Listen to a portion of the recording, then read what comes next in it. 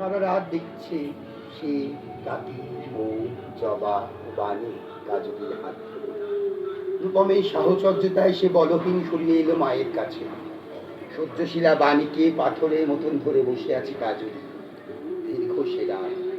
কালের চক্র যেন থেমে গিয়েছিল মুখার্জি পরিবারের বীজতন্ত্রের বাঁধন।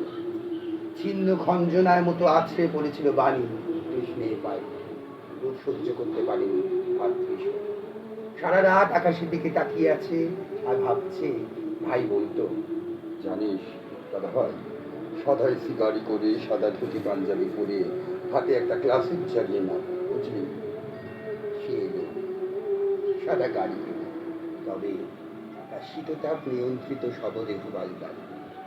ও 5:30টায় বরদার উপমের সামনে নীরব আকাশে ঘোরাই তখনও আলো। পাড়ায় শোকাতুর জননীর আত্মা বিলাপ, দাদা লোক ভাইকে ঘুম পাড়াতে রব। সে এক দিন কেটেছিল ভাররত দাদাদের কাঁধে চেপে। ছোট ভাই মায়া, মোহ, সুখ, দুঃখের গরল পান করে চললেন স্বর্গলোকে। মহাপ্রস্থানের দুঃখের টিভি, গহন পথ, জীবন দেবতার পায়ে উৎসর্গ করে